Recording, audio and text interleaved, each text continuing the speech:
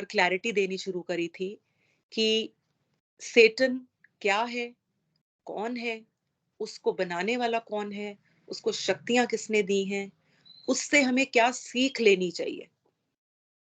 जो उसके और रब के बीच का एक रिलेशनशिप है, उससे हमें एक इंसान को क्या सीखना है। क्योंकि शैतान जो है, सेटन जो है, वो तो जिन है, वो आग से बना है और हम आग से नहीं बने हैं।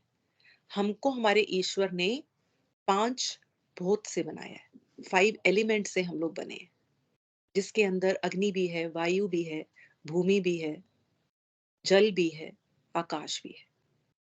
बट ये बना है सिर्फ फायर से, स्मोकलेस फायर से, इसलिए वाइब्रेशंस के रूप में है। इसके ऊपर भी हम डिटेल में पुराने वीडियोस में बात कर चुके हैं।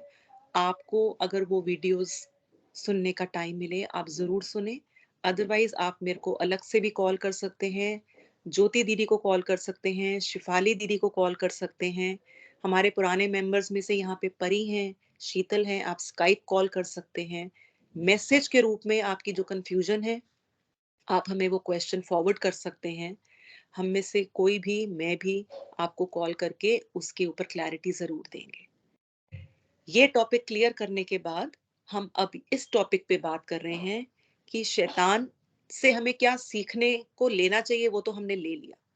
बट अब ये हमारी लाइफ में कैसे-कैसे ट्रिक्स करके इंटरफेयर करता है, अपना मेन मुद्दा, अपनी लाइफ का जो इसको लाइफ मिली है, फॉरएवर, आखिर तक की एक लाइफ मिली हुई है, उसमें ये हमारे साथ क्या-क्या कर सकता है, जो हमारी होशों में भी नहीं होता, हमारी सोचों में भी नहीं होता।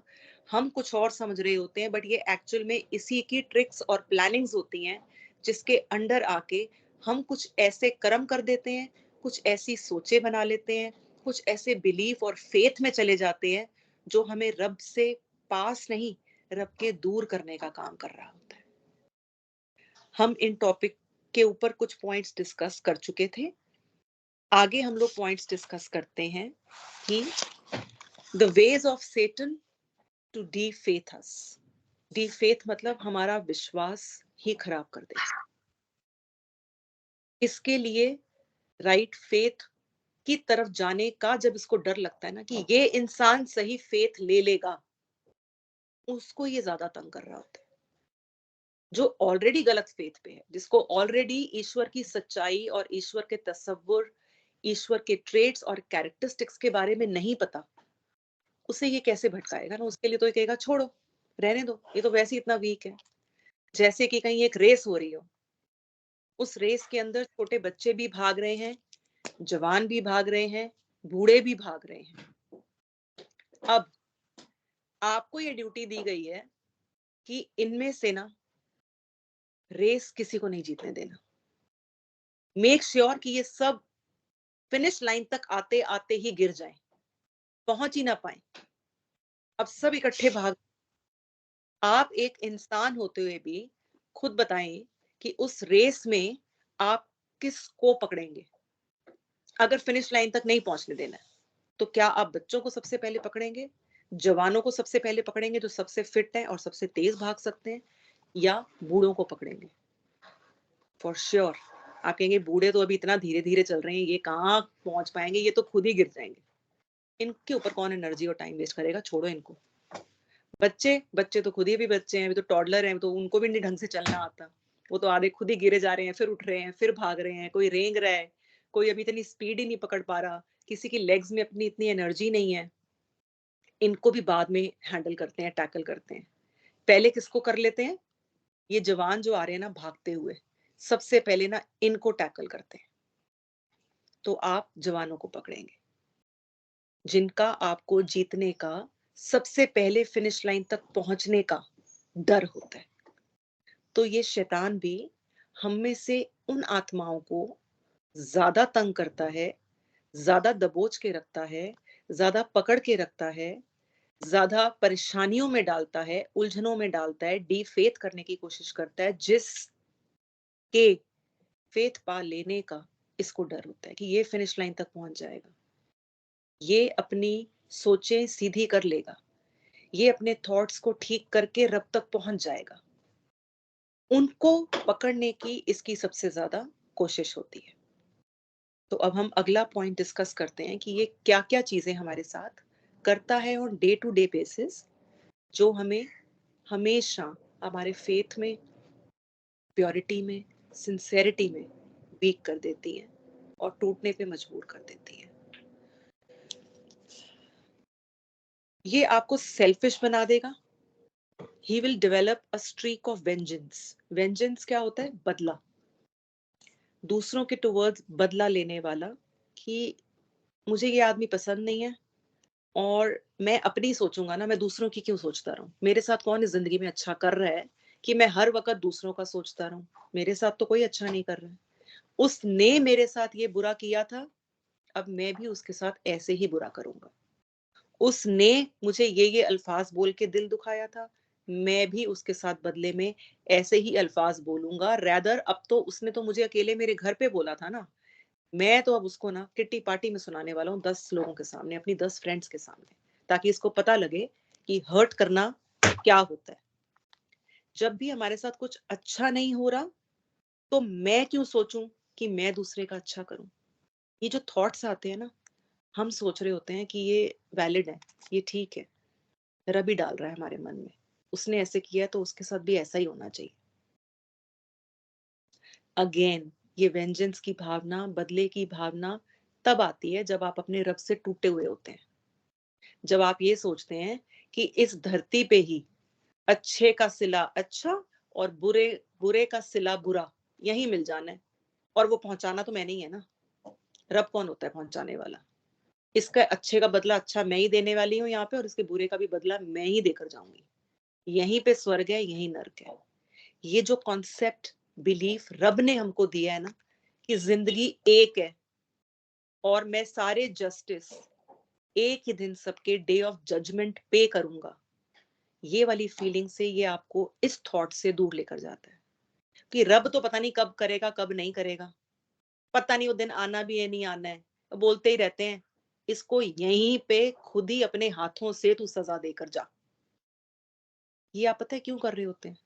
क्योंकि आप अपने मेन बिलीफ, अपने मेन थॉट जो रब की तरफ से आया हुआ है कि मेरे पे विश्वास रख, तेरे हर अच्छे कर्म का सिला मैं तुझे दूंगा, इस जिंदगी में नहीं तो मरने के बाद दूंगा। कोई जन्मों का चक्कर नहीं है और कोई जन्म नहीं मिलने हैं, एक ही इंसानी जन्म था। ये तेरा टेस्ट था।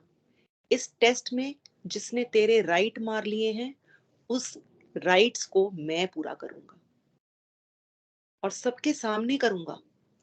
चिंता मत कर। अगर हम उस ईश्वर को मान रहे हैं जो जस्टिस ही नहीं कर सकता, फिर वो ईश्वर कैसा? फिर वो ईश्वर ही कैसा जो न्याय ना कर पाए, जो यही ना दिखा देख पाए, बता पाए कि किसके दिल पे किसके क्या वर्ड या सेंटेंस कहने से कितना दुख पहुंचा है। जब हम अपने इस थॉट से दूर जाते हैं ना, इस कॉन्सेप्ट से दूर जाते हैं, तब हम ऐसे वाली फीलिंग्स और ऐसे वाले इमोशंस के अंडर आके ऐसे काम करते हैं जो हमारी स्पिरिचुअलिटी को नीचे लेकर जाए, रब के ऊपर हमारे विश्वास को और कमजोर कर दे। Next, troubling others around us to hurt us. जिसको हम प्यार करते हैं, क्या करता है सेटन? जब उसको दिख रहा होता है ना ये बहुत स्ट्रांग है, जैसे मान ले हमने वो रेस वाला एग्जाम्पल लिया था कि जी नॉर्मल रेस हो रही है, रनिंग रेस हो रही है, उसके अंदर वो किसको पकड़ रहा है? जो सबसे ताकतवर है, जो सबसे तेज भाग रहा है, जो एक ना एक दिन आके खुदा को पहचान लेगा। अब जब ये उसको नहीं पकड़ पा रहा ना, तो पता है क्या करेगा?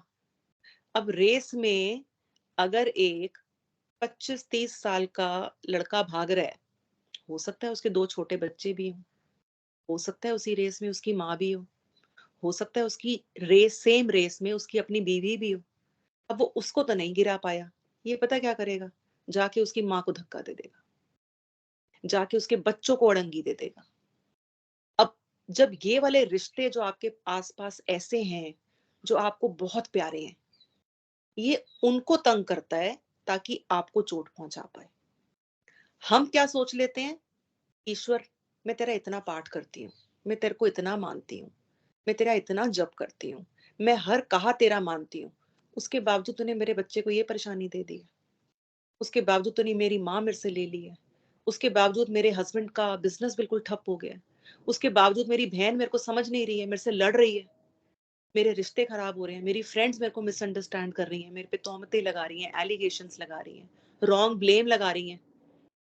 ये पता है कौन कर रहा होता है? ये सेटन कर रहा होता है, शैतान कर रहा होता है, आपकी स्पीड धीरे करने के लिए, आपकी विल पावर तोड़ने के लिए, आपको गुस्सा दिलाने के लिए, आपको इरिटेट करने के लिए। और अल्टीमेटली एम एक ही है, हर चीज के पीछे का एम एक ही है, अपने भगवान से, ईश्वर से कंप्लेन करना, ना खुश रहना, ना उम्मीद हो जाना, हर वक्त गिला करते रहना और अपना विश्वास उसके ऊपर से कमजोर कर लेना या खत्म कर लेना। मेन एम ये है। तो जब ये भी काम करेगा तो कहीं ना कहीं अल्टीमेटली ये सारे फीलिंग्स और इमोशंस ना आपको उसी जगह लाके खड़ा कर देंगे जो इसका मेन काम है। तो जब ये आपको नहीं पकड़ पाता तो आपके आसपास के आपके बहुत प्यारे रिश्तों को दबोचता है और पकड़ता है ताकि ये इनडायरेक्टली आपको तंग कर सके, क्योंकि डायरेक्टली नहीं कर पा रहा होता।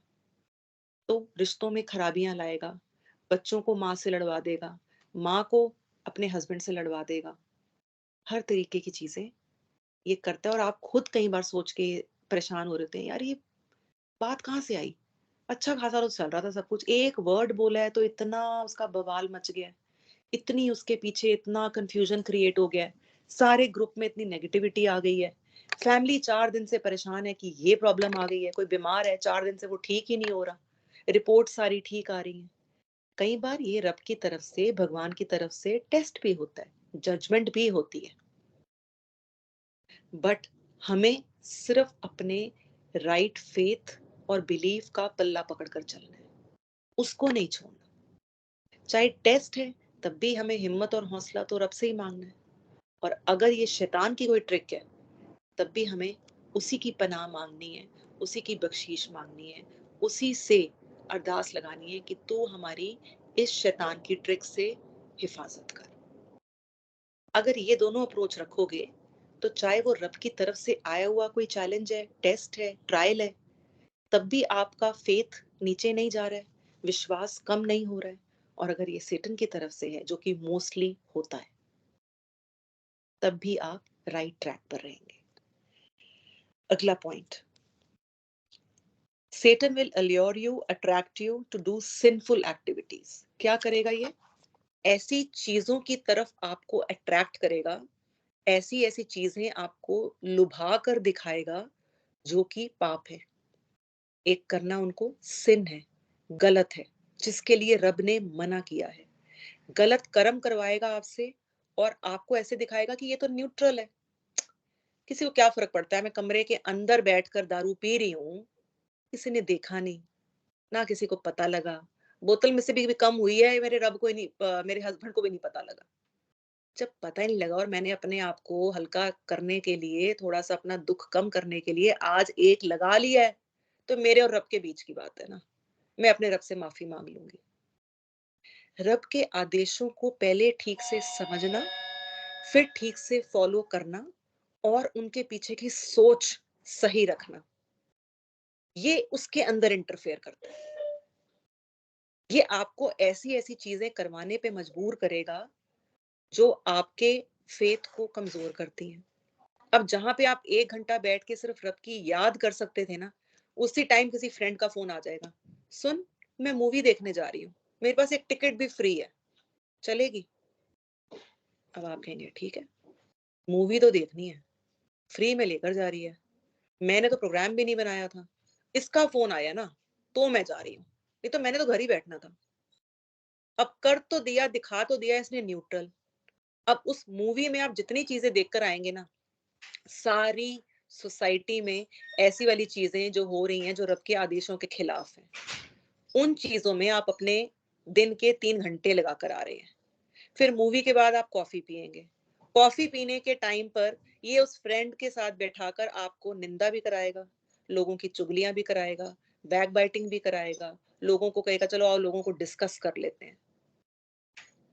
अब आपने जो 3 घंटे घर में बैठना था और इन पापों, चाहे आप अच्छा नेक कर्म करें ना करें, लेकिन इस कर्म में इन्वॉल्व करवाकर इसने आपसे पाप जरूर करवा दिया, टाइम भी वेस्ट करवा दिया। जिस चीज का रब का आदेश है कि नहीं करना है, वो वाली एक्टिविटीज भी करवा ली। आपने गाने भी सुने, उस मूवी में कुछ ऐसे डांसेस थे जिसको सुनने से, देखने से आपकी स्पिरिचुअल ग्रेडिंग खराब होती है। ऐसे डायलॉग्स थे, आप वो चीजें देखकर आ रहे हैं जो सोसाइटी में इतनी आम है कि वो आपके माइंड में भी ऐसे वाले थॉट्स लाएगा कि जो सब कर रहे हैं वो ठीक ही होगा ना। एक मैं ही पागल रह गई हूँ यहाँ पे बैठ के ये सब चीजें सुनती रहती हूँ और समझती रहती हूँ ये गलत है, ये गलत है। कौन नहीं कर रहा? घर से बाहर निकलो, मॉल जाओ, पब्स जाओ, क्लब्स जाओ, मूवीज में जाओ, सब तो कर रहे हैं यार। हमें ही रह गया ये पड़ी है कि हम अपनी जिंदगी को पवित्र रखें, प्योर रखें, रब ने इस चीज से मना किया है, इस चीज से मना किया है। सबके मन में ये वाले थॉट्स आते हैं, सब कहते हैं मैंने भी करी है ये चीजें। बट जब धीरे धीरे आप रब के साथ अपना रिश्ता बनाते रहेंगे ना, तब ये वाले जो थॉट्स है ना और ये वाली जो अट्रैक्शंस है ना, इनके ऊपर आपको काबू कैसे पाना है और अपना टाइम किसी बेटर चीज में कैसे इन्वेस्ट करना है कि अगर आप रब की रजा नहीं पा पा रहे ना, तो एटलीस्ट आप वो वाली चीजों में नहीं जाएंगे जिससे आपको पता हो कि रब मुझे ये सब करते हुए देख के ना खुश तो नहीं होगा। ठीक है, मुझे सजा नहीं मिलेगी, हो सकता है ये न्यूट्रल है, पर क्यों नहीं मैं ये 1 घंटा 2 घंटा कुछ ऐसा कर लेती कि जब वो मुझे ऊपर से देख रहा हो और मेरा एक्शन है इसके ऊपर, मैंने कॉल लेनी थी कि मुझे यहाँ जाना है या नहीं जाना है। रब की तरफ से तो कोई आदेश नहीं है कि तू फ्रेंड के साथ जा, नहीं जा, क्या पहन के जा, क्या वहां पे खा, क्या नहीं खा। ये तो आपने सारे डिसीजंस खुद के लिए। अब जिसको रब की समझ होगी वो ये सोच कर जाएगा कौन सी मूवी के लिए जा रहा है, कौन सी फ्रेंड के साथ जा रहा है, वहां पे जाके ये दारू पिएंगी या नहीं पिएंगी, सिगरेट पिएंगी या नहीं पिएंगी, इनमें से कौन कौन टोबैको खाता है, कौन नहीं खाता है, क्या मुझे इस कंपनी में रहना चाहिए या नहीं रहना चाहिए, क्या मैं अपनी जिंदगी के ये 2 घंटे ऐसी चीज करने में बिताऊं जिनके साथ रहने से मेरी जिंदगी में लानतें बरस सकती हैं। जब आप सोशली पब्लिकली कोई ऐसा काम कर रहे होते हैं ना जो रब की तरफ से मना है, उसकी बिगर पनिशमेंट मिलती है रादर देन जो आप अकेले में कर रहे होते हैं। जानते हैं क्यों? क्योंकि हर इंसान दूसरे इंसान का कहीं ना कहीं एक टीचर है। आप जाते हुए किसी को बहुत अच्छा स्टाइल कपड़ों का पहनते हुए देख के जाएंगे ना, आपका मन करेगा यार मैं भी अगला सूट ना ऐसे ही सिलवाने वाली हूँ। उसने तो नहीं बोला आपको आके, उसने तो नहीं सिखाया, देख कर ही हम सीख जाते हैं। ऐसे ही जो बच्चे बिगड़ रहे हैं वो किसी को सिर्फ सिगरेट पीते हुए या ऐसे डांसेस करते हुए क्लब्स में, पब्स में अलग कल्चर देखते हैं, वो उनको कूल लगता है, बहुत हैपनिंग लगता है, तो वो देखकर इंस्पायर होकर ये चीजें कर रहे हैं ना। अगर ये वाला माहौल ही ना हो, ये चीजें देखने को ना मिले सोसाइटी में, तो क्या वो ये चीजें करेंगे? नेचुरली उसका असर कम हो जाएगा। बच्चों पे भी उन चीजों का असर ज्यादा हो रहा है जो वो अपने फ्रेंड्स को करते हुए देख रहे होते हैं। आप जाने अनजाने में एक ऐसे सिस्टम का हिस्सा अपने आप को बना लेते हैं, जाके आपको लग रहा होता है कि मैं तो अपनी लाइफ में ये चीज कर रही हूँ, किसी को क्या लेना देना। बट आप ये नहीं सोच रहे होते, आपको देख के जो 10 लोग इंस्पायर हो जाएंगे ना ये चीज करने के लिए, उसका भी सिन और पाप आपके हिस्से में भी भागीदारी आएगी। जब वो इंसान आपको देख के दिमाग में कोई ऐसी चीज करेगा ना जो आप रब के खिलाफ कर रहे हो, फिर सिर्फ उसका पाप नहीं आएगा कि आपने उसके खिलाफ किया। ये चेन मार्केटिंग होती है ना, याद है जो कॉस्मेटिक्स में भी बड़ी चेन मार्केटिंग चली थी, एवॉन था एक ब्रांड, एक ब्रांड और था, ऑरिफ्लेम था, ये टपरवेयर है, और ये चेन मार्केटिंग है कि जी जिसने जिसको मेंबर बनाया है, अब वो जितनी सेल करेगा उसका भी पार्शियल हिस्सा आपके अकाउंट में आएगा। राइट? इसी को कहते हैं ना चेन मार्केटिंग। तो ये पाप और सिन जो है ना, हमारे नेकियां जो है ना, ये भी चेन मार्केटिंग की तरह रब के यहाँ सॉल्व होती हैं, रब के यहाँ देखी जाती हैं।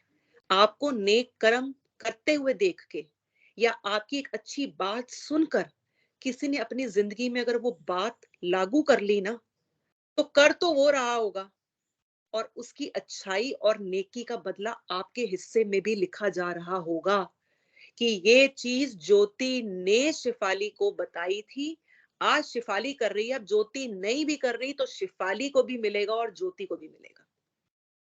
कितना ज्यादा अच्छा उसका हिसाब करने का और जस्टिस का सिस्टम नहीं है। अब अच्छाई लेने के लिए तो हमें ये बात बड़ी अच्छी लग रही है। यही चीज जब पाप के सिलसिले में बताई जाए, ये तो गलत बात है, ऐसे कैसे हो सकता है, मैंने थोड़ी ना किया है, वो कर रहा है ना, मैंने तो नहीं उसको बोला था करने के लिए। बोला तो नहीं था, बट इंस्पिरेशन आपसे ही गई, इन्फ्लुएंसर आप ही बने। तो ये चेन मार्केटिंग का सिलसिला जब दिमाग में रखेंगे ना, तो थर थर कांपेंगे कि मैं सोसाइटी में ये चीज, जहां 10 लोग मुझे देख रहे हैं, मैं करूं या नहीं करूं। मैंने तो एक बार करके रुक जानी है। ये जो देख रहे हैं ना, ये ऐसी जनरेशन है, इन्होंने दिन में 10 बार कर देनी है ये एक चीज जो मैंने आज अपनी फ्रेंड्स के साथ 6 महीने में जाके एक बार करी है। और मेरे से खुदा ना खास्ता कोई इंस्पायर होके दिन में 3 बार कर रहा है, तो जो लानत, जो पाप मेरी जिंदगी में एक बार लिखा जाना था, ये तो एक ही दिन में मेरे पास 30 बार ही पहुंचा देंगे 10 लोग। तो क्यों उस चीज का हिस्सा बने कि पब्लिकली और सोसाइटी में जाके खुलेआम वो चीज करें जो रब के आदेशों के खिलाफ है, रैदर अकेले में भी ना करें। ये कॉन्सेप्ट, बिलीफ आपको ये देता है कि आपका रब आपको धरती की 7 तहों के अंदर भी देख सकता है। आप अगर ओशन के अंदर भी चले गए हैं ना, और ओशन का जो तला आ जाता है ना, बिल्कुल बेड आ जाता है, सी बेड जिसको कहते हैं, उसको भी खोद के अगर अपना मकान वहां बनाकर रहना शुरू कर दे और कुछ कर रहे हैं ना, तो ईश्वर उसको ही कहा जाता है जो उस तह में भी ये देख सकता है कि यशिका जी क्या कर रही है। उसको रब कहा जाता है, जो सब सब शक्तियों का, सारे इल्मों का क्या रखता है, नॉलेज रखता है, विजडम रखता है, उसे सब पता है। और ये शैतान हमें इस चीज को साइड पे रख के ऐसी चीजें करवाता है जो रब की आदेश के खिलाफ है। ऐसी सिंफुल एक्टिविटीज जो हमने बोला, आपको न्यूट्रल करके दिखा देगा कि कर ले, इससे कुछ नहीं होने वाला, कोई नहीं देख रहा, कोई फर्क नहीं पड़ने वाला, अरे एक बार करने से कुछ नहीं होता, अरे रब ने ये थोड़ी ना बोला कि ऐसे नहीं करना है। तो ये सब चीजों से रुकने के लिए पहले ये चीजें भी पता होनी चाहिए कि रब के आदेश क्या हैं, और वो आदेश हमें कौन देता है लाके, उसका काम देने का करते हैं सारे रसूल और पैगंबर। रसूल और पैगंबर की इंग्लिश होती है मैसेंजर्स एंड प्रॉफिट्स, हिंदी में कहा जाता है रसूल और पैगंबर। रूल्स लाने का काम इनका है, और अपनी जिंदगी में उतार के ये करके भी दिखाते हैं। ये नहीं सिर्फ बोल दिया भी तुम्हें ये करना है, ऐसा नहीं होगा। जो रूल वो लेकर आएंगे, वो अपनी लाइफ में पहले फॉलो करेंगे, आपको करके भी दिखाएंगे। और फिर जब वो देकर चले जाते हैं ना, फिर अब बार बार, अब आज मान लें ज्योति जी अपने बच्चों को कुछ सिखा रही हैं, इनके बच्चों ने फॉलो करा है। अब इनके बच्चों के बच्चों को इनके बच्चे नहीं सिखाते, मतलब कि इनके ग्रैंड चिल्ड्रन को उनके बच्चे नहीं सिखा रहे। अब उन तक ये बात कौन पहुंचाएगा? वो तो वो सिला टूट गया ना, कड़ी टूट गई ना। ये अगर कड़ी नहीं चलती रहेगी आगे आगे, बार बार तो मैसेंजर्स और प्रॉफिट्स नहीं आते। ये एक बार ज्योति जी ने सिखा दिया और अपने बच्चों को बोला, अब आगे तुम लोग आगे आने वाली जनरेशन्स को ये मॉरल्स, ये वैल्यूज, फैमिली वैल्यूज, एथिक्स देते रहना। अब वो देने का काम बंद कर देते हैं। इस टाइम पे ये जो सच्चे गुरु, महापुरुष, संत होते हैं ना, ये मैसेंजर्स की आई हुई वाली टीचिंग्स, उन रूल्स को आगे बताने का फिर से काम करते हैं। क्योंकि बीच में ऐसे फेज आता है, इंसान फिर भटकता है, फिर भटकता है। और भटकाने के लिए इतनी बड़ी शक्ति जो पड़ी है, शैतान, जिसका उसको पता ही नहीं है, उससे आगाह करने के लिए, वॉर्न करने के लिए, आपको अलार्म्स देने के लिए, दोबारा वो वाली टीचिंग्स को रिफ्रेश करते रहने के लिए सच्चे महापुरुष इस दुनिया में आते रहे हैं और आते रहेंगे। मैसेंजर्स और प्रॉफिट्स नहीं आते अब, वो टीचिंग्स कंप्लीट हो गई हैं रब की।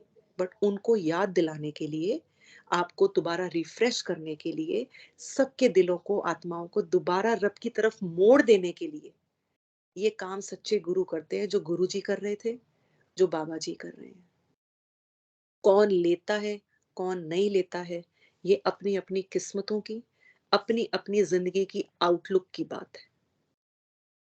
हमारा इस प्लेटफॉर्म पे यही कोशिश है कि इन सब चीजों से एटलीस्ट लोगों को अवेयर तो किया जाए।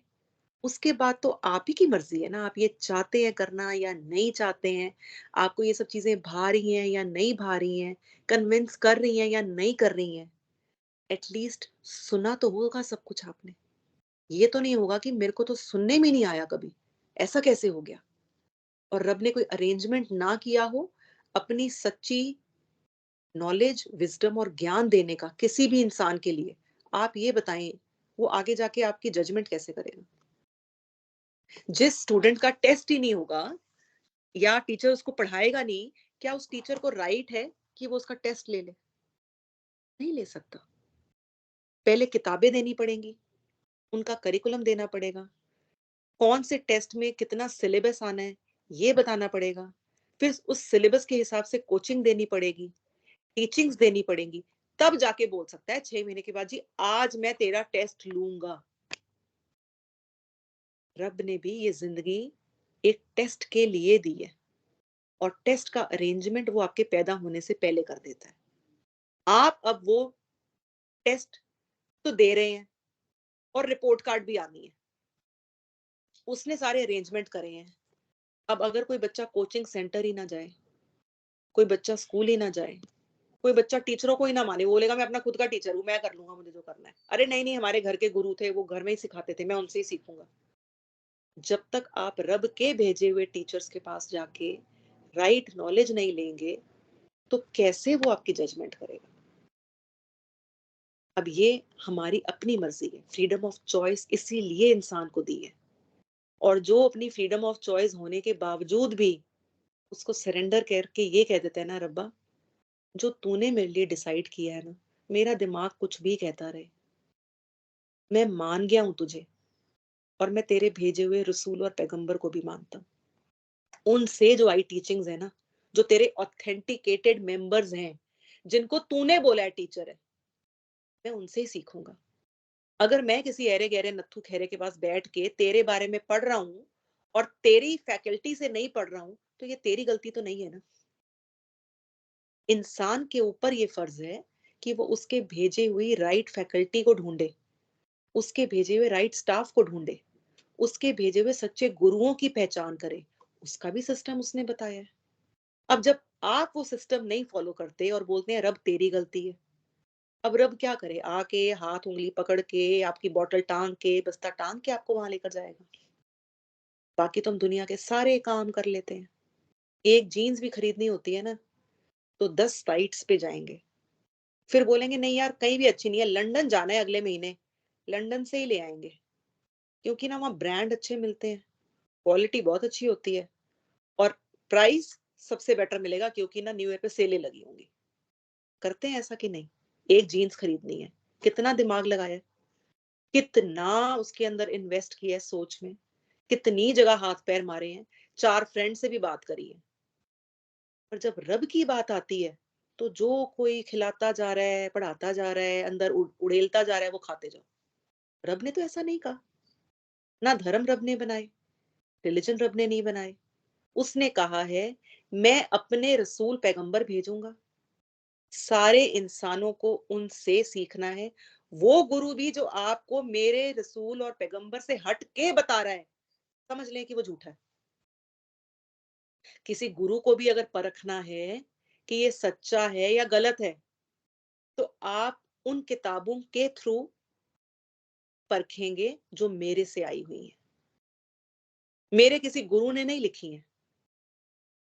गुरुओं की लिखी हुई किताबें तो लाखों में हो सकती हैं, लाखों में हो सकती हैं। कैसे बताएंगे क्या ठीक है, क्या गलत है, क्या नहीं, क्या गलत है, क्या ठीक है? हर गुरु का स्पिरिचुअल दर्जा अलग होगा, हर गुरु की अंडरस्टैंडिंग, अपना कनेक्शन, एक कनेक्टिविटी, अपना रिलेशन रब के साथ अलग होगा, उसकी अंडरस्टैंडिंग अलग होगी, उसके ऊपर रब के कितने राज खुलेंगे, कितने नहीं खुलेंगे, ये रब की बांट है, ये उसकी मर्जी है।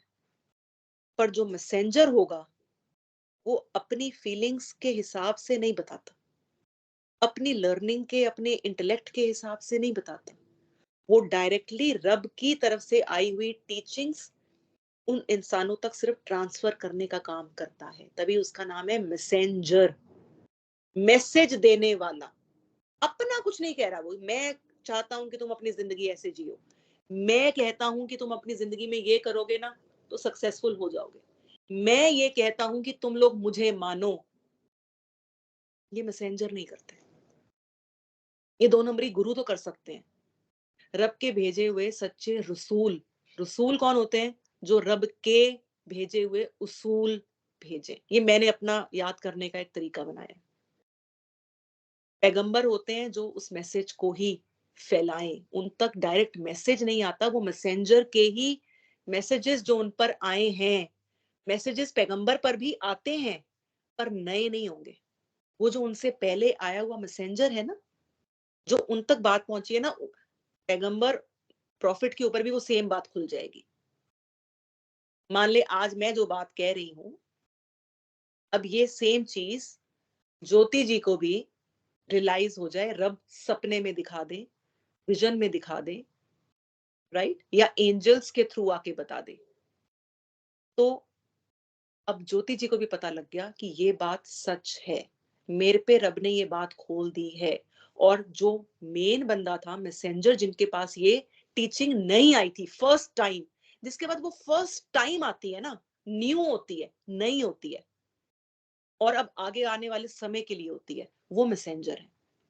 अब प्रॉफिट्स पे भी आएगी, प्रॉफिट्स भी डायरेक्ट बात करते हैं रब से, एंजल्स आके प्रॉफिट को मैसेजेस देते हैं, बट वो नए नहीं होंगे, वो मैसेंजर्स वाले ही मैसेजेस होंगे।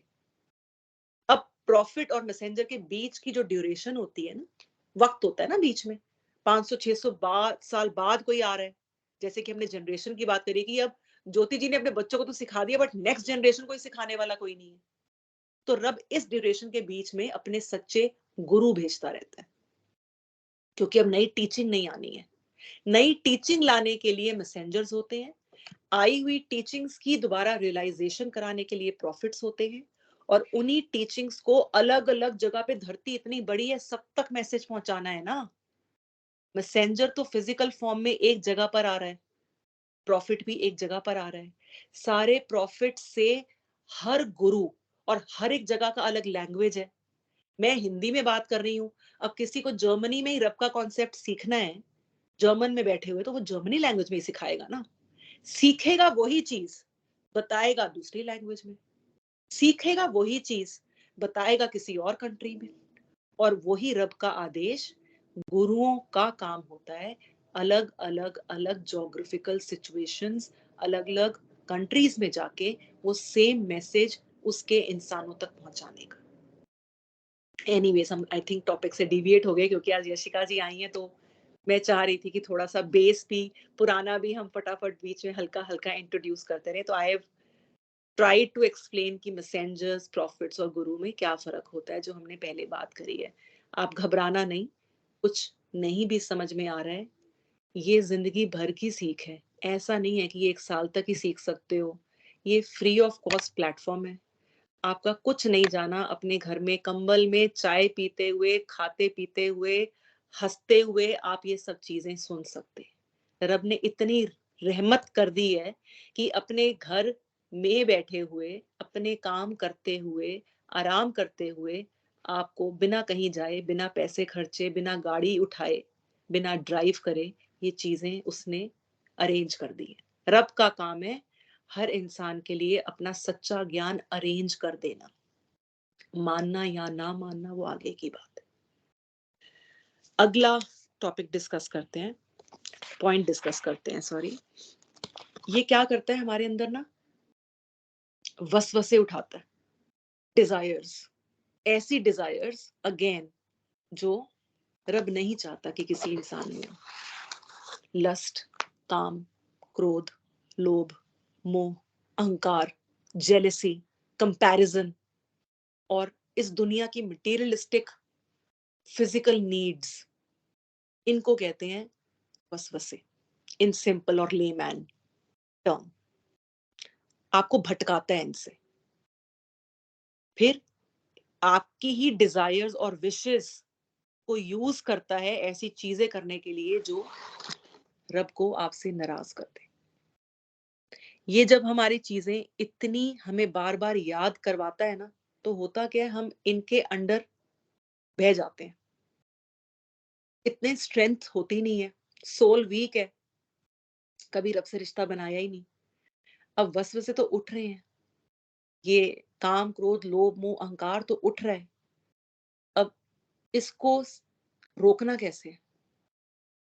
रोक नहीं पाते। जब गुस्सा आ रहा है तो आ ही रहा है, नफरत हो रही है तो हो ही रही है, जेलसी हो रही है तो हो ही रही है, कुछ खाने का मन कर रहा है तो कर ही रहा है, कहीं जाने का मन कर रहा है तो कर ही रहा है।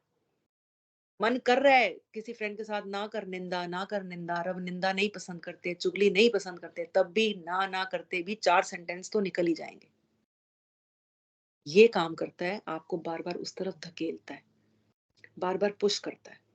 और हमारे पास रोकने का सिस्टम और गियर हमने डेवलप नहीं किया। इतने सालों से हम सब 30 35 40 साल के हो गए हैं, बट कभी ये चीज नहीं सीखी कि जैसे घोड़े को लगाम डालनी होती है ना, ये हमारे अंदर की जो ईगो है या जो डिजायर्स है ना, ये बेलगाम घोड़ा है। इसको कैसे लगाम डालनी है मुझे? क्या मैं करूं कि मुझे दिख तो रहा है कि ये गलत है, पर मैं करने से रोक क्यों नहीं पाती? जैसे ही वो सिचुएशन आती है, वो टाइम आता है, मैं फिर कर जाती हूँ। और ये चीज को यूज करता है सेटन, आपके ही अगेंस्ट, आपकी अपनी ही डिजायर्स और विशेस को यूज करता है भटकाने के लिए। हम गलत चीजों में इंडल्ज हो जाएंगे, सब पता होते हुए भी। क्या क्या गलत कर सकते हैं? क्या ही गलत, मैं तो दारू भी नहीं पीती, मैं तो कुछ करती नहीं, ना मैं पोक खाती हूँ, ना मैं ऐसी कोई गलत चीजें देखती हूँ, ना मैं पोर्न देखती हूँ, ना मेरे बॉयफ्रेंड्स हैं। पता है क्या कर देगा? गलत चीजें सुनवा देगा। अब कानों के ऊपर तो कंट्रोल नहीं है ना, कानों में तो डाल ही देगा। कान थोड़ी ना बंद कर सकते हो, कानों में तो आवाजें जा रही हैं। आंखों के आगे से तो मंजर, विजन्स, चीजें निकलती जा रही हैं, चाहते या ना चाहते हुए भी। फिर आपको ऐसी चीजें दिखाकर और सुनवा कर ना आपकी सोचें फिर से उस तरफ ले जाएगा, जो आपको यही बताएंगी, अरे यार कुछ देर तो जिंदगी जी लेना। आपको जिंदगी जीने का ना वो एसेंस ही गलत देकर बैठा हुआ है,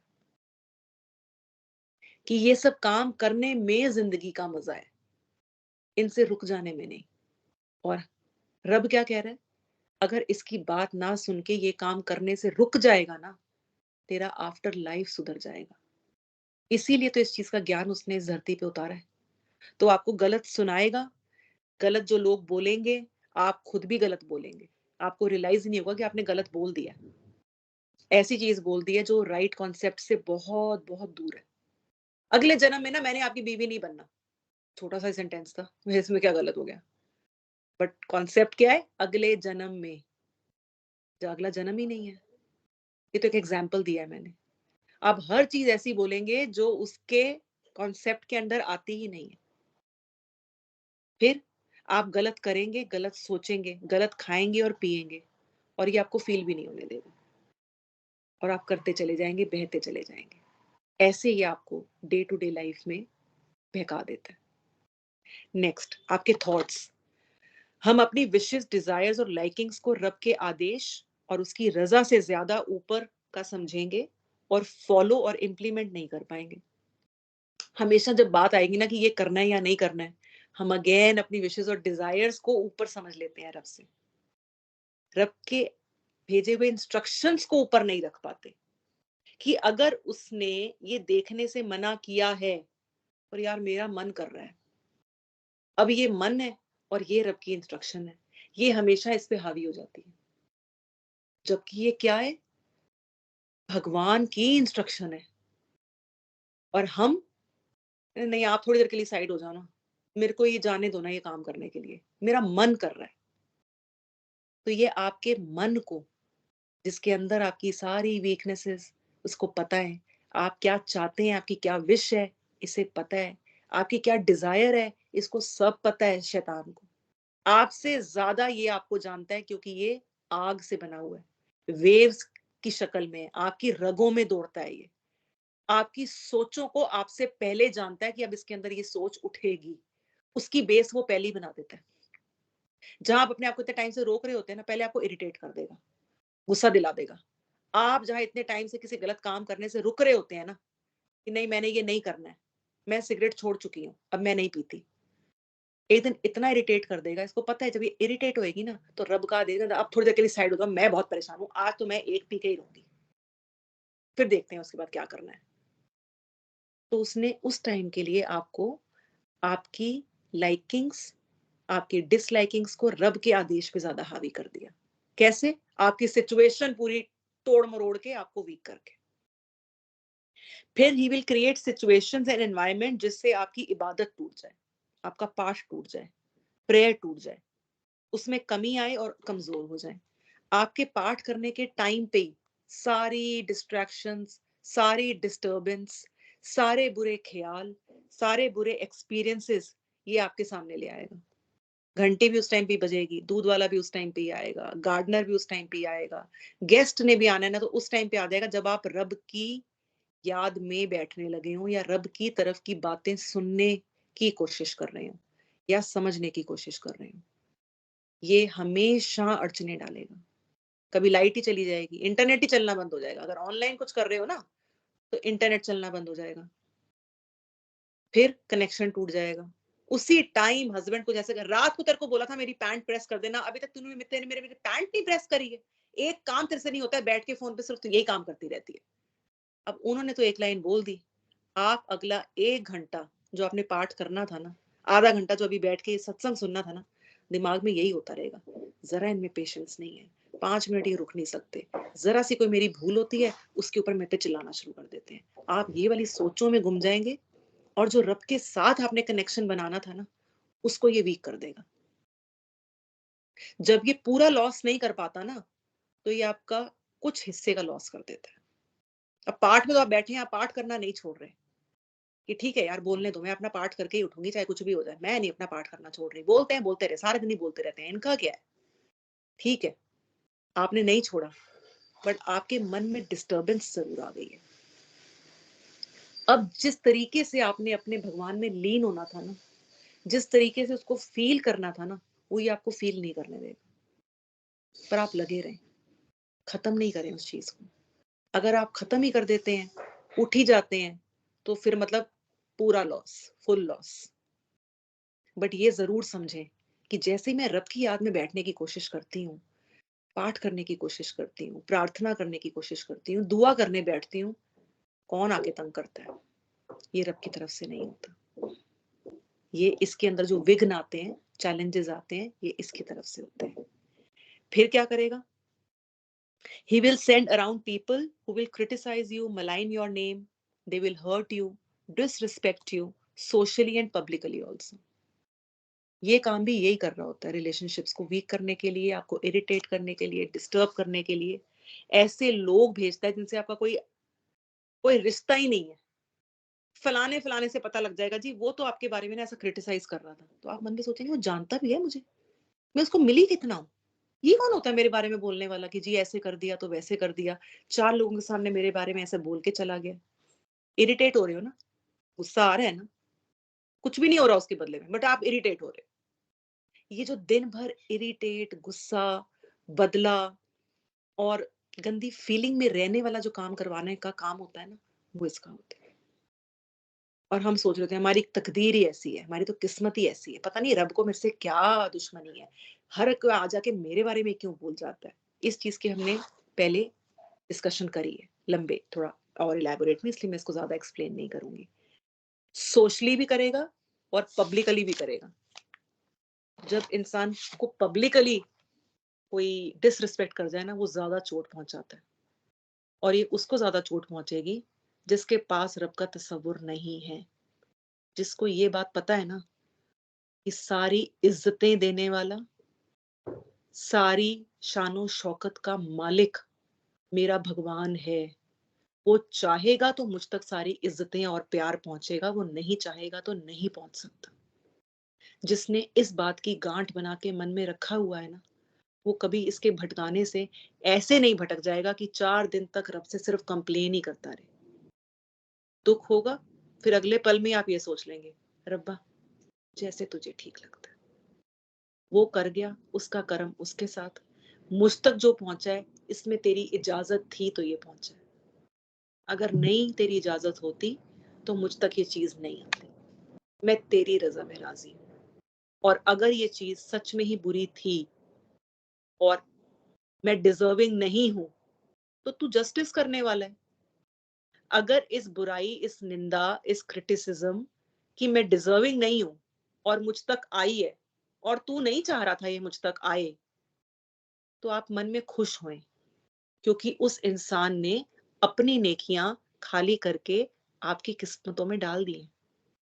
जब आप ऊपर जाएंगे तो ये वाले मोमेंट का जब जजमेंट होगा, जब जस्टिस होगा, तब जो आपको रिवॉर्ड दिए जा रहे होंगे ना, आप रब से बोलेंगे ये रिवॉर्ड किस चीज का है?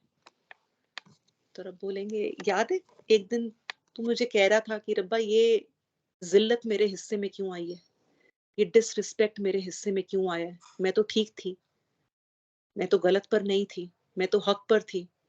बट तूने ये सोचा था कि जैसे आपकी रजा। वो जो तूने सब्र, पेशेंस, हिम्मत और अपना फेथ मेरे में दिखाया था ना, ये उस चीज के बदले में मैं तुझे आज नवाज रहा हूँ।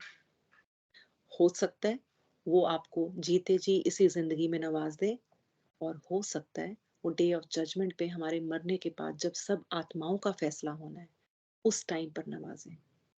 आप जानते हैं हमें इस जिंदगी में रहते हुए उसकी रहमतों की इतनी जरूरत नहीं है जितनी डे ऑफ जजमेंट पर है।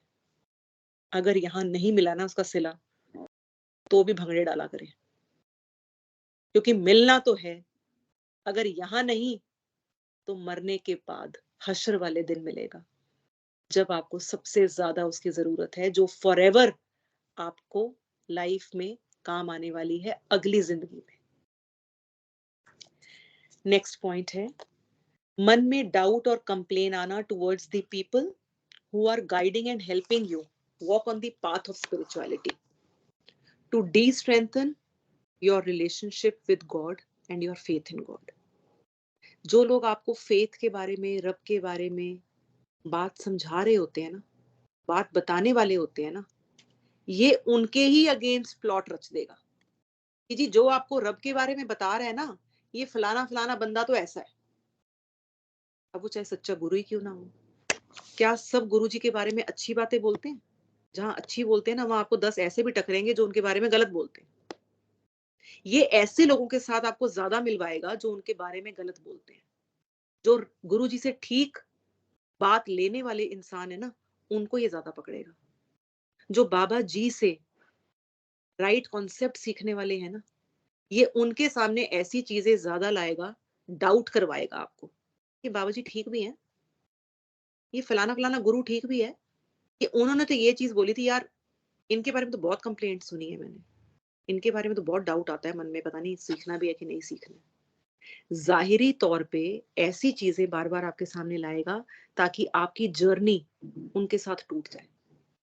बिना पूरी बात सुने, बिना हकीकत जाने, बिना तह में जाए बिना, ये आपका माइंड मेकअप करवाने की कोशिश करेगा। बट जब आप तह में जाएंगे, उस चीज को और छानेंगे, 10 लोगों से और समझेंगे, उसके ऊपर वजाहत लेंगे, उसकी रीजनिंग को समझेंगे, तो आपको वही कंप्लेन उनसे प्यार करवा देगी। यार ये तो ऑब्जेक्शन है ही नहीं, ये तो एक्चुअली में चीज ऐसी थी।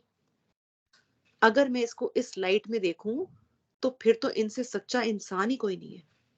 बट अगर वो इंसान सिर्फ ऊपरी तह की बात सुन के, सीख कर, जान कर रिश्ता तोड़ लेता है, तो शैतान तो सफल हो गया। उसका काम था इसको सच्चे गुरु से, जहां से इसको राइट गाइडेंस मिलनी है, उनके लिए इसके मन में डाउट लाओ, कंप्लेन ना हो, ताकि ये अपना रिश्ता उनसे तोड़ ले।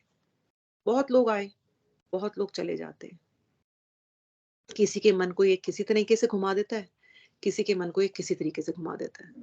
किसी को कह देता है जी यहाँ पे कन्वर्जन होता है, किसी को कह देता है जी यहाँ पे ये इंसान ही ठीक नहीं है, किसी को कह देता है जी ये झूठ बोलते हैं, किसी को कह देता है जी ये एंटी नेशनल है, किसी को कह देता है जी ये कुछ और है। कोई एंड नहीं है। और कोई ऐसा सच्चा महापुरुष और गुरु इस धरती से पांव रखकर वापस रब के पास नहीं गया जिसके ऊपर तोहमतें ना लगी हों, एलिगेशंस ना लगी हों, या डाउट लोगों के मन में क्रिएट ना किया गया। हमने तो सीता माता के ऊपर जो इतनी प्योर थी उनको भी नहीं छोड़ा, उनके ऊपर भी डाउट कर डाला। तो ये शैतान का काम ही ये होता है। जो सच्चे महापुरुष है ना, उनके आसपास रहने वाले लोगों के मन में उनकी सिंसियरिटी, उनकी इंटेंशंस और उनकी प्योरिटी के लिए डाउट लेकर आओ, और आपको उस चीज से पीछे करने का काम ये करता है। अपनी जिंदगी के हालात देखकर अपने पर सेल्फ पिटी, अफसोस करते रहना, उसके ख्याल जो आते हैं ना कि जी मेरे को तो लाइफ में ये भी नहीं मिला, ये भी नहीं मिला, मुझे तो हर एक कोई आके ना बस ऐसे डोरमैट समझ के चला जाता है। आप अपने पे तरस खाते रहते हैं, हर वक्त उसी को अच्छा समझा जाता है। मुझे हमेशा कोई अटेंशन नहीं देता, कोई प्यार नहीं देता, मैं किसी के लिए अच्छी नहीं हूँ। ये जो तरस वाली, अफसोस वाली फीलिंग्स है ना, अल्टीमेटली पता है कहाँ लेकर जाती हैं आपको? डिप्रेशन में और सुसाइड में। और हमने ये समझा है डिप्रेशन में जाना मतलब शैतान का भक्त बनना, मतलब रब के ऊपर से विश्वास इतना खत्म हो गया है, इतनी बेयकीनी हो गई है कि आप ऐसे डिप्रेशन में चले गए हैं कि आपको दवाइयां खानी पड़ रही हैं। इतनी नाउम्मीदी लाइफ में कि अब कुछ अच्छा हो ही नहीं सकता। ये नाउम्मीदी अपने से या अपने लोगों के साथ नहीं दिखा रहे हो आप, ये उन लोगों में ज्यादा आती है जिनके पास रब का कॉन्सेप्ट ही नहीं है। डिप्रेशन उन लोगों को ही होता है जिन्होंने अपना विश्वास रब के ऊपर खो दिया होता है। और अल्टीमेटली डिप्रेशन में लोग क्या करते हैं? सुसाइड। सुसाइड की माफी रब के दरबार में नहीं है। हर पाप की माफी है, बट अपनी जिंदगी खत्म कर देने की माफी रब के यहाँ नहीं मिलती। उस इंसान की जजमेंट ही नहीं हो पाती, उसकी रिपोर्ट कार्ड ही नहीं बनेगी, उसको सीधा सिर्फ और सिर्फ हमेशा के लिए नर्क में रहना पड़ेगा, जैसे कि एक नॉन बिलीवर को रहना पड़ेगा जो इस जिंदगी में एक ईश्वर को नहीं मान कर गया। सेम उसके साथ भी यही होगा, क्योंकि डिप्रेशन में और नाउमीदी में जाकर सुसाइड करना मतलब आप नॉन बिलीवर ही हैं। अगर आप बिलीवर हो तो आप आफ्टर लाइफ में बिलीव ना करें, ऐसा कैसे हो सकता है? रब आपको इसके बदले में रिवॉर्ड देगा, आपका जस्टिस करेगा, इसका बिलीफ आपको ना हो, ऐसा कैसे हो सकता है? सुसाइड तो आप करेंगे ही तब जब आपका फेथ आपसे छिन गया, जब आप डी बिलीफ हो चुके हैं सैटन के हाथों, तब जाके आपको ये चीज फेस करनी पड़ेगी। नेक्स्ट है कि पास्ट के ख्यालों की याद, पछतावा और फ्यूचर का डर की सोच में बिजी रखना, ताकि आप अपना प्रेजेंट खराब करते रहें। कुछ अभी भी अच्छा नहीं हो रहा है, पॉजिटिव या करेक्टिव आप कर नहीं पाएंगे अपने प्रेजेंट में। तो इसका मेन काम है कि आपको जितने आपके पास्ट के दुख है ना, जो आपकी प्रॉब्लम्स पीछे रही है ना, आपको बार बार लाके वो याद दिलाएगा, आपका आज भी खराब कर देगा, ताकि आप अभी भी कुछ ऐसा ना कर पाए जिससे आप फ्यूचर में रब के साथ जुड़ पाए, आप उसके हो पाए, रब आपको देखकर मान करे आप पे। तो कोशिश इसकी होती है, ये जो याद आनी है ना बार बार, यार वही तस्वुर मेरे आगे आ जाता है, यार बार बार जैसे उसने वो दुख पहुंचाया था ना, मैं आज तक भूल नहीं पाई हूँ। ये जो भूल नहीं पाई हूँ ना, ये इसीलिए है कि एक तो रब पे विश्वास कम है कि आपको इस दुख के बदले का जस्टिस मिलेगा, इसलिए आप खुद याद रख के बैठे हो। इंसान तब भूलता है जब किसी और पे विश्वास है, मैं कुछ नहीं कर पाई ना, अगर मैंने इस चीज का बदला नहीं लिया है ना, इस चीज का हिसाब होगा। ये आपको भूलने में हेल्प करेगा। पहली चीज, रब पे विश्वास आपको पुरानी दुख, दर्द, हर्ट जो मिले हैं पास्ट में, उनको भूलने में हेल्प करेगा। दूसरा, आगे आफ्टर लाइफ में विश्वास होने का जो कॉन्सेप्ट है, ये आपको भूलने में हेल्प करेगा। और अपने आप को ऑल एंड ऑल समझ लेना, कि जी मैं नहीं भूल पाई हूँ, मेरे को दुख मिला है, मतलब अभी भी मैं आपके अंदर कहीं न कहीं मौजूद है। ये हुआ तो इसमें रब की रज़ा मौजूद थी, इससे आप अभी कहीं कटे हुए हैं और ये उसको यूज़ कर रहा है। जिस कॉन्सेप्ट से आप कटे होते हैं ना, उसको ये ज़्यादा यूज़ करता है। जिस चीज़ को आपको पक्का विश्वास हो गया ना जी ये तो है ही है, ईश्वर तो है ही है, अब ये वहाँ तो आपको छेड़ नहीं सकता। ये कहाँ बार-बार जाके उँगली देगा? कहाँ बार-बार जाके आपको टच करेगा? कहाँ आपको बार-बार पोक करेगा, पिन करेगा? जहाँ आप वीक हो। वहाँ से बार-बार खून रिसेगा, पस निकलेगी, बार-बार वो वाली गलत यादें आएँगी, टाइम वेस्ट होगा, आप गंदी फीलिंग्स में जाएँगे, गंदे इमोशंस में जाएँगे and that one thing leads to the other and other and other and other and ultimately again depression, फिर सुसाइड। कर दिया ना उसने डिबिलीव। स्टार्ट कहाँ से हुआ था? 4 साल पहले मेरे को मेरी बहन ने ऐसे कह के बेइज्जत करके मेरे साथ दिवाली या फलाना-फलाना ऐसे बरता था। वो हर 2 महीने में याद दिला देता है आपको। फिर आप 4 दिन परेशान रहती हैं, टेंशन में रहती हैं, डिप्रेस्ड रहती हैं, स्ट्रेस में रहती हैं। क्यों? वो बात दोबारा याद आ गई। ये जो याद दिलाने का काम है ना पास्ट का, वो ये शैतान करता है। आपको इससे निकलने का एक रूट आना चाहिए। कैसे निकलना है इस चीज़ से वो पता होना चाहिए। अब ऐसी सिचुएशन में डालना कि आपको रब से इतना मायूस कर दे कि आप दूसरों उसकी क्रिएशन से उम्मीद रखना शुरू कर दें। दूसरों को खुदा से ऊपर जानना और मानना शुरू कर दें। ये बहुत बड़ा एक चीज़ होती है जो हम अंडरस्टैंड नहीं कर पाते। रब है, हाँ जी, मान लिया जी रब सब कुछ करता है। रब ही सब कुछ सॉल्व भी करेंगे, वो ही हमारा जजमेंट भी करेंगे। अब पता है क्या होगा? ये मान तो रहे हो, लाइफ में ऐसी चीज़ें हो रही होंगी, आप बोलेंगे यार हाँ ठीक है, रब तो है, सॉल्यूशन तो मिलता नहीं, प्रॉब्लम तो मेरी वहीं की वहीं रहती है। पता नहीं कब ठीक करेगा, कौन ठीक करेगा? मैं किसके पास जाऊँ? किसका दर खटखटाऊँ? कोई फेंग शुई वाली के पास जाऊँ, एस्ट्रोलॉजर के पास जाऊँ, न्यूमरोलॉजिस्ट के पास जाऊँ, किसके पास जाऊँ कि मेरे को ये जो परेशानी हो रही है ना लाइफ में, ये दूर हो जाए? फिर हम हर दर खटखटाते हैं।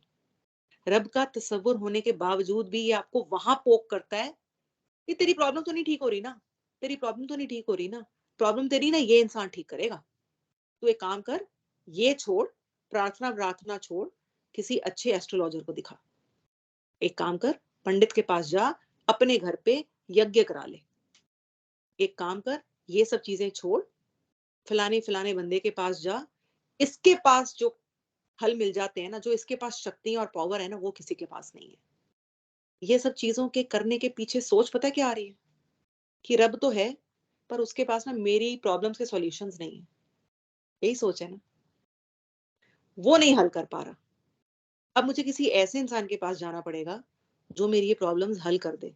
मतलब रब से ऊपर आपने उसकी ही बनाई हुई क्रिएशन को उससे ऊपर समझ लिया। उससे नहीं सॉल्व हो पा रही ना, मैं उसके ही बनाए हुए बंदों के पास, जिनके पास ये सब कुछ डील करने का ना कोई उपाय ज़रूर होगा। मैं किसी पंडित के पास जाके ना कोई मंत्रा ले आती हूँ, कोई तंत्रा ले आती हूँ। वो मेरी ये प्रॉब्लम ठीक कर देगा और अगर हो जाए, तो हम अल्टीमेटली उसको वो रब का ही दर्जा देना शुरू कर देते हैं। रब का ही उसको एक स्टेटस देना शुरू करते हैं। जी, आप रब से कम नहीं हैं, आपने तो मुझे इस कोर्ट केस से निकाल लिया। जी, आपने तो ऐसी चीज़ से बचा लिया, मेरे घर में तो 7 पुश्तों से सिर्फ लड़कियाँ हो रही थी। आपने ये जो बेटा मेरे को करके दिया है ना, ये जो आपने तंत्र दिया था ना, मेरी बीवी ने जो किया और उससे बेटा हुआ है ना, बस आप रब से कम नहीं है हमारे लिए।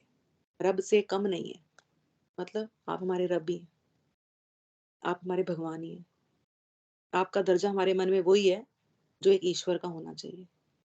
ये कौन करा रहा है? ये शैतान करवा रहा है। आपके मन में ये ख़्याल डालना, ऐसी सिचुएशंस आपके आस-पास क्रिएट करना कि आप अपना भगवान होते हुए, सब कुछ उसको अपना मानते हुए, ये जानते हुए कि सारी ताकतों का मालिक वो है, उससे मायूस होकर ऐसे दरवाज़ों पे जाएँ, जो उसके बनाए हुए हैं, जो उसने क्रिएट करे हैं।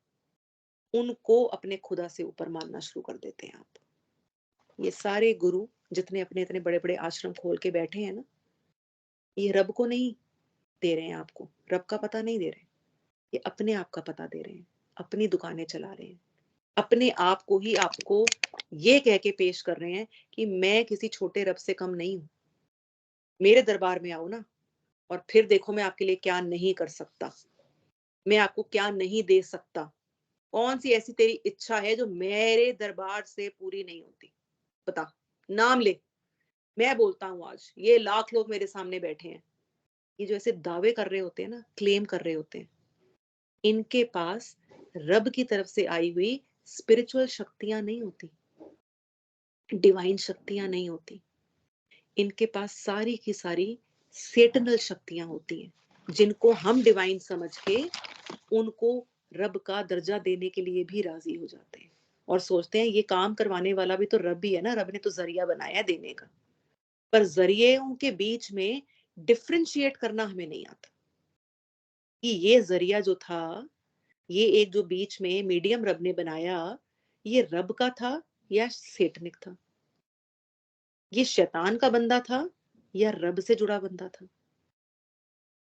पॉइंट्स और भी हैं, हम लोग नेक्स्ट सेशन में डिस्कस करेंगे, क्योंकि अभी 1 घंटे से ऊपर हो रहा है। मैं नहीं चाहती हूँ कि हम लोग बहुत कुछ इकट्ठा एक ही दिन में डिस्कस करें, बट आई एम श्योर हम इसको नेक्स्ट क्लास में आई वुड ट्राई कि हम फिनिश कर लें। I don't want to stretch this topic way too much कि आपका इंटरेस्ट ही खत्म हो जाए।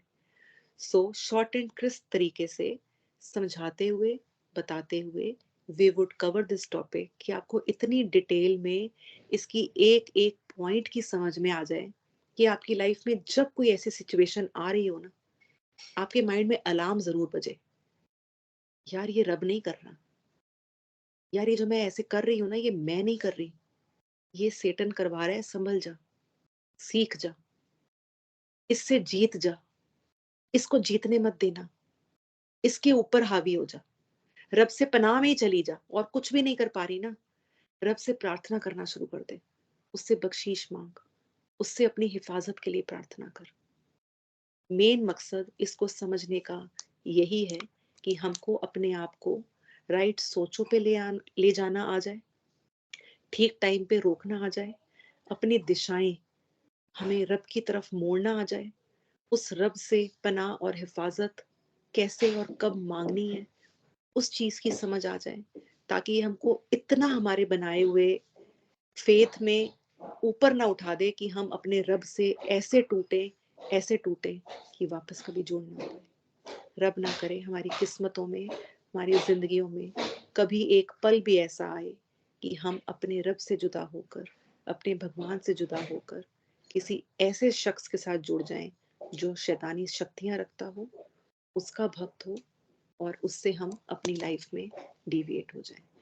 रब करे हम सबकी जिंदगियों में रब हिफाजत बख्शे, खैर हो, सबकी जिंदगियों में आसानियां हो, हम सबकी आजमाइशें कम हो। Thank you for coming, thank you. अब हम मिलेंगे मंडे को, रब ने खैर रखी, जो कि वो जरूर रखेंगे, मुझे पूरी उम्मीद है। So thanks to Baba ji and thanks to Ishwar कि उसने हम सबको ये मौका दिया है, ये प्लेटफॉर्म दिया है जहाँ पे हम बैठ के कुछ देर के लिए अपने रब से कनेक्ट होने का काम करते हैं। Thank you. जय बाबा जी, जय बाबा जी। Thank you. जय बाबा जी। जय बाबा जी ज्योति। Thank you. जय बाबा जी। जय बाबा।